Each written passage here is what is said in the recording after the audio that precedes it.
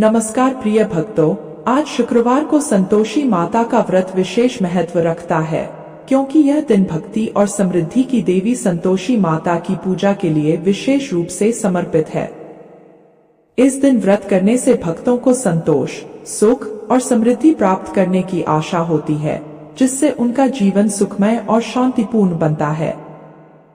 हिंदू धर्म में शुक्रवार को शुभ और पवित्र दिन माना जाता है, जो शुक्र ग्रह की पूजा के लिए भी समर्पित है। इस दिन व्रत करने और संतोषी माँ की कथा सुनने से भक्तों की श्रद्धा और भक्ति में वृद्धि होती है और वे अपने जीवन में आध्यात्मिक लाभ और मानसिक शांति प्राप्त करते हैं। यह व्रत सामाजिक और सांस्कृतिक परंपराओं का भी हिस्सा है और इसे परिवार की सुख समृद्धि और सौभाग्य के लिए निभाया जाता है।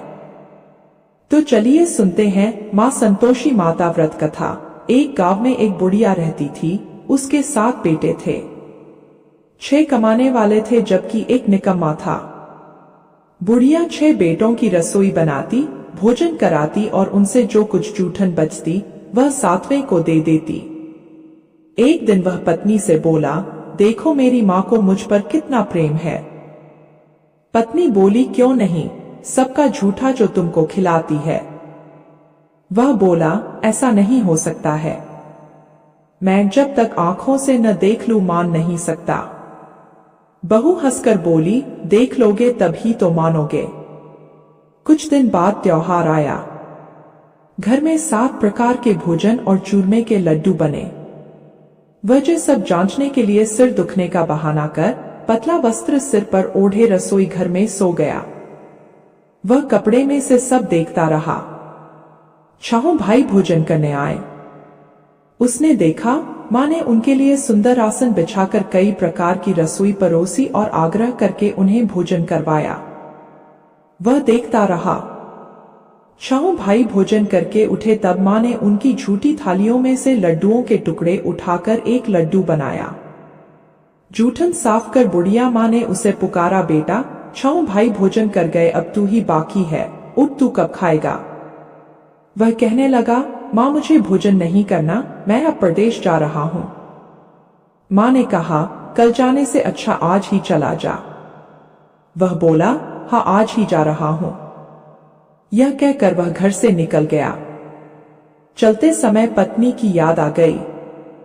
वह गौशाला में कंडे उपले थाप रही थी। वहां जाकर बोला, हम जावे प्रदेश आवेंगे कुछ काल, तुम रहियो संतोष से धर्म आपनो पाल।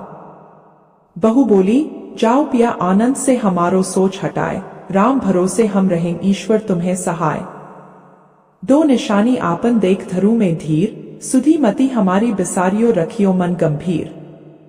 वह बोला, मेरे पास तो कुछ नहीं, यह अंगूठी है सो ले और अपनी कुछ निशानी मुझे दे। वह बोली, मेरे पास क्या है, यह गोबर भरा हाथ है। यह कहकर उसकी पीठ पर गोबर के हाथ की थाप मार दी। वह चल दिया। चलते चलते दूर देश पहुंचा। वहां एक साहूकार की दुकान थी। वहां जाकर कहने लगा, भाई मुझे नौकरी पर रख लो। साहूकार को जरूरत थी। साहूकार ने उसे काम पर रख लिया और कहा कि काम देखकर दाम मिलेंगे। साहूकार की नौकरी मिली। वह सुबह 7 बजे से 10 बजे तक नौकरी करने लगा। कुछ दिनों ही में दुकान का सारा लेन देन, हिसाब किताब, ग्राहकों को माल बेचना सारा काम करने लगा।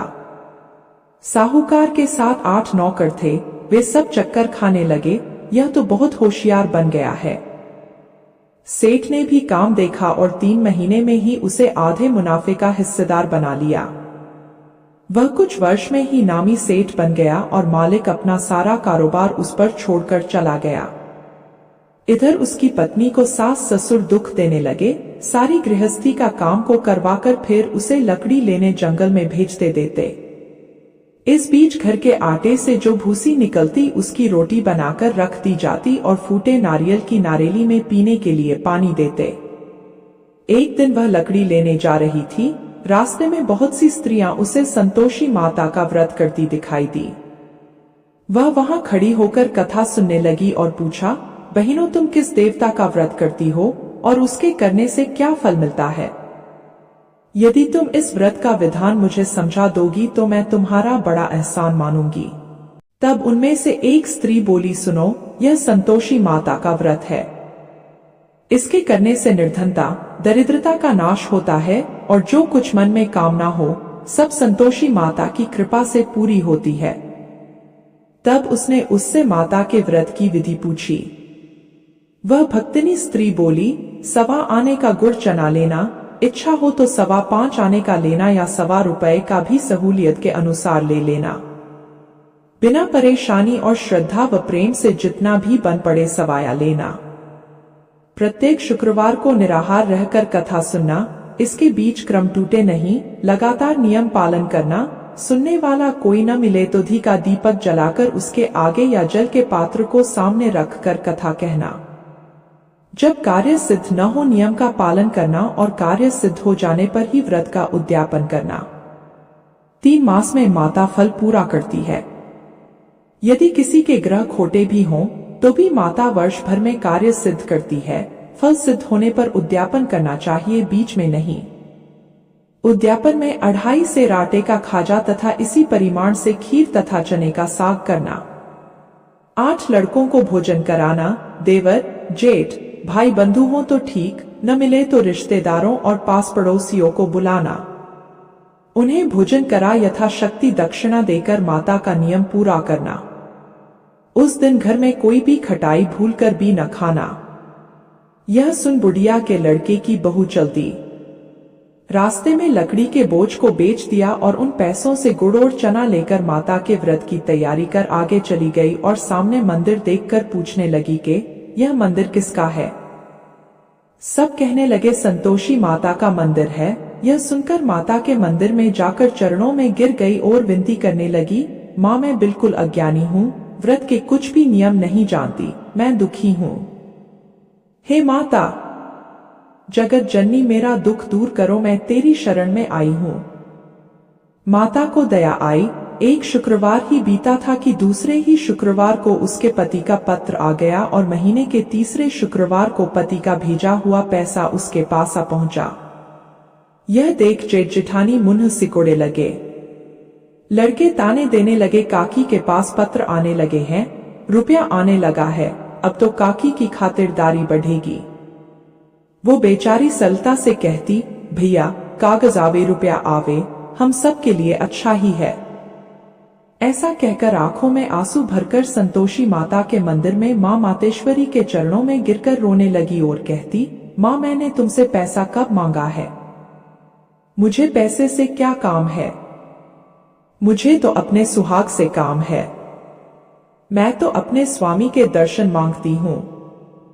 तब माता ने प्रसन्न होकर कहा, जा बेटी, तेरा स्वामी आएगा। यह सुनकर खुशी से बावली होकर घर में जा काम करने लगी। अब संतोषी माँ विचार करने लगी, इस भोली पुत्री को मैंने कह तो दिया कि तेरा पति आएगा, लेकिन कैसे? वह तो इसे सपने में भी याद नहीं करता। उसे याद दिलाने को मुझे ही जाना पड़ेगा। इस तरह माताजी उस बुढ़िया के बेटे के पास जाकर उसके सपने में प्रकट हो कहने लगी, साहूकार के बेटे, सो रहा है या जागता है? वह कहने लगा, माता सोता भी नहीं, जागता भी नहीं हूं, कहो क्या आज्ञा है? मां कहने लगी, तेरे पास घर बार कुछ है या नहीं है? वह बोला, मेरे पास सब कुछ है, मां बाप है, बहू है, क्या कमी है? मां बोली, भोले पुत्र तेरी बहू घोर कष्ट उठा रही है, तेरे मां बाप उसे परेशानी दे रहे हैं। वह तेरे लिए तरस रही है, तू जाकर उसकी सुध ले। वह बोला, हाँ माताजी यह तो मालूम है, परंतु जाऊं तो कैसे? परदेश की बात है, लेन देन का कोई हिसाब नहीं, कोई जाने का रास्ता नहीं बन रहा, कैसे चला जाऊं? मां कहने लगी, मेरी बात मान, सवेरे नहा धोकर संतोषी माता का नाम ले, घी का दीपक जला और दंडवत कर दुकान पर जा बैठ जा। देखते ही देखते सारा लेन देन पूरा चुक जाएगा, जमा हुआ माल बिक जाएगा, सांझ होते होते धन का भारी ढेर लग जाएगा। बात मानकर वह नहा धोकर संतोषी माता को दंडवत घी का दीपक जला दुकान पर जा बैठा। थोड़ी देर में देने वाले रुपया लाने लगे, लेने वाले हिसाब लेने लगे। कोठे में भरे सामान के खरीदार नकद दाम देकर सौदा करने लगे। शाम तक धन का भारी ढेर लग गया। मन में माता का नाम लेकर चमत्कार देख प्रसन्न हो घर ले जाने के वास्ते गहना कपड़ा सामान खरीदने लगा। यहाँ काम को निपटाकर तुरंत घर को रवाना हुआ। उधर उसकी पत्नी जंगल में लकड़ी लेने जाती है। लौटते वक्त माताजी के मंदिर में विश्राम करती। वह तो उसके प्रतिदिन रुकने का स्थान बन चुका था। धूल उड़ती देख वह माता से पूछती, हे माता, यह धूल कैसे उड़ रही है? माता कहती है, हे पुत्री, तेरा पति आ रहा है। अब तू ऐसा कर, लकड़ियों के 3 बोझ बना ले, एक नदी के किनारे रख दे और दूसरा मेरे मंदिर पर और तीसरा अपने सिर पर। तेरे पति को लकड़ियों का गट्ठर देख मोह पैदा होगा, वह यहाँ रुकेगा, नाश्ता पानी खाकर माँ से मिलने जाएगा। तब तू लकड़ियों का बोझ उठाकर जाना और चौक में गट्ठर डालकर जोर से आवाज लगाना, लो सासू जी, लकड़ियों का गट्ठर लो, रोटी दे दो, नारियल के खेपड़े में पानी दो, आज मेहमान कौन आया है। माताजी से बहुत अच्छा कहकर वह प्रसन्न मन से लकड़ियों के 3 गट्ठर बनाए, एक नदी के किनारे पर और एक माताजी के मंदिर पर रख दिया। इतने में मुसाफिर आ पहुंचा। सूखी लकड़ी देख उसकी इच्छा उत्पन्न हुई कि हम यहीं पर विश्राम करें और भोजन बनाकर खा पीकर गांव में जाएं। इसी तरह रुककर भोजन बना, विश्राम करके गांव को गया। सबसे प्रेम से मिला। उसी समय सिर पर लकड़ी का गट्ठर लिए उसकी पत्नी उतावली सी होकर आती है। लकड़ियों का भारी बोझ आंगन में डालकर जोर से 3 आवाज देती है, लो सासू जी, लकड़ियों का गट्ठर लो, भूसी की रोटी दो, आज मेहमान कौन आया है। यह सुनकर उसकी सास बाहर आकर अपने दिए हुए कष्टों को भुलाने हेतु कहती है, बहू ऐसा क्यों कहती है, तेरा मालिक ही तो आया है। आ बैठ, मीठा भात खा, भोजन कर, कपड़े गहने पहन।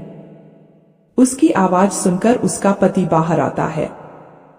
अंगूठी देख व्याकुल हो जाता है।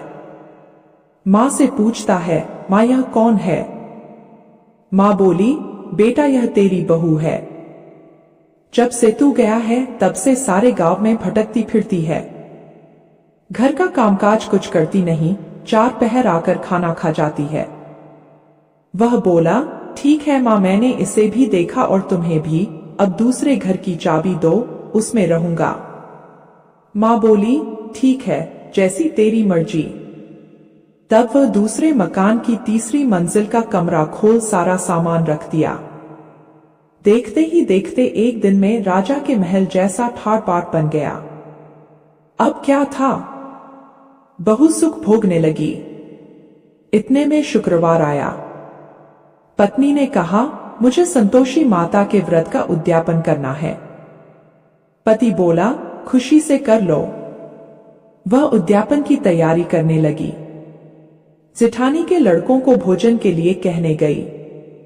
उन्होंने मंजूर किया, परंतु पीछे से जेठानी ने अपने बच्चों को सिखाया, देखो भोजन करते समय खटाई मांगना, जिससे उसका उद्यापन पूरा न हो पाए। लड़के आए और खीर और खाना पेट भर खाया, परंतु बाद में खाते ही कहने लगे, हमें खटाई दो, खीर खाना हमको नहीं भाता, देखकर अरुचि होती है। वह कहने लगी, भाई खटाई किसी को नहीं दी जाएगी, यह तो संतोषी माता का प्रसाद है। लड़के उठ खड़े हुए, बोले, पैसा लाओ। भोली बहू इस बारे में कुछ जानती नहीं थी, उन्हें पैसे दे दिए। लड़के उसी समय हट करके इमली खटाई लेकर खाने लगे। यह देखकर बहू पर माताजी ने क्रोध किया। इस घटना के कुछ बाद वहां के राजा के दूत उसके पति को किसी जुर्म में पकड़ कर ले गए। इस घटना पर उसके जेठ जेठानी मनमाने वचन कहने लगे, लूट लूट कर धन इकट्ठा कर लाया है, अब सब मालूम पड़ जाएगा जब जेल की मार खाएगा। बहू से यह सहन नहीं हुए। रोती हुई माताजी के मंदिर गई, कहने लगी, है माता, तुमने क्या किया। हंसा कर अब भक्तों को रुलाने लगी। माता बोली, बेटी तूने उद्यापन करके मेरा व्रत भंग किया है। वह कहने लगी, माता मैंने कुछ अपराध किया है, मैंने तो भूल से लड़कों को पैसे दे दिए थे, मुझे क्षमा करो। मैं फिर से तुम्हारा उद्यापन करूंगी। माँ बोली, अब भूल मत करना। वह कहती है, अब भूल नहीं होगी माता। अब बताओ मेरे पति अब कैसे आएंगे? माँ बोली, जा पुत्री, तेरा पति तुझे रास्ते में आता मिलेगा। माता के जाने के बाद वह बाहर रास्ते में निकली तो राह में उसे उसका पति आता मिला। वह पूछी, कहाँ गए थे? वह कहने लगा, इतना धन जो कमाया है उसका टैक्स राजा ने मांगा था, वह भरने गया था। वह प्रसन्न होकर बोली, भला हुआ, अब घर को चलो। कुछ दिन बाद फिर शुक्रवार आया। वह बोली, मुझे फिर माता का उद्यापन करना है। पति ने कहा, करो। बहू फिर से जेठ के लड़कों को भोजन को कहने गई। जेठानी ने एक दो बातें सुनाई और सब लड़कों को सिखाने लगी। तुम सब लोग पहले ही खटाई मांगना शुरू कर देना। लड़के भोजन से पहले कहने लगे, हमें खीर नहीं खानी, हमारा जी बिगड़ता है, कुछ खटाई खाने को दो। वह बोली, खटाई किसी को नहीं मिलेगी, आना हो तो आओ। वह ब्राह्मण के लड़के लाकर भोजन कराने लगी। यथाशक्ति दक्षिणा की जगह एक एक फल उन्हें दिया। इस पर संतोषी माता बहुत प्रसन्न हुई। माता की कृपा होते ही 9वें मास के बाद उसके चंद्रमा के समान सुंदर पुत्र प्राप्त हुआ। पुत्र को पाकर प्रतिदिन माता जी के मंदिर को जाने लगी। माँ ने सोचा, यह रोज आती है, आज क्यों न आज इसके घर पर चला जाए। यह विचार कर माता ने भयानक रूप बनाया। गुड़ोर चने से सना मुख, ऊपर सूंड के समान होठ, उस पर मक्खियां भिन भिन कर रही थी। देहली पर पैर रखते ही उसकी सास चिल्लाई, देखो रे, कोई चुड़ैल डाकिन चली आ रही है, लड़कों इसे भगाओ, नहीं तो किसी को खा जाएगी। लड़के भगाने लगे, चिल्लाकर खिड़की बंद करने लगे। बहू रोशनदान में से सब कुछ देख रही थी। माता को देखकर प्रसन्नता से पगली बन चिल्लाने लगी, आज मेरी माताजी मेरे घर आई है। वह बच्चे को दूध पीने से हटाती है। जे सारा कुछ देखकर उसकी सास का क्रोध फट पड़ा। वह बोलती है, क्यों इतनी उतावली हुई है? उसने बच्चे को पटक दिया। इतने में मां के तेज प्रताप से सबको लड़के ही लड़के नजर आने लगे। वह बोली, मां, मैं जिसका व्रत करती हूं यह वही संतोषी माता है।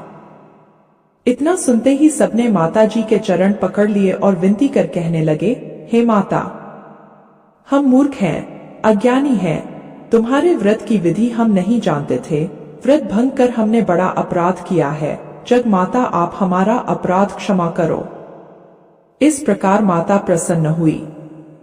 इस प्रकार माता ने सबको आशीर्वाद दिया।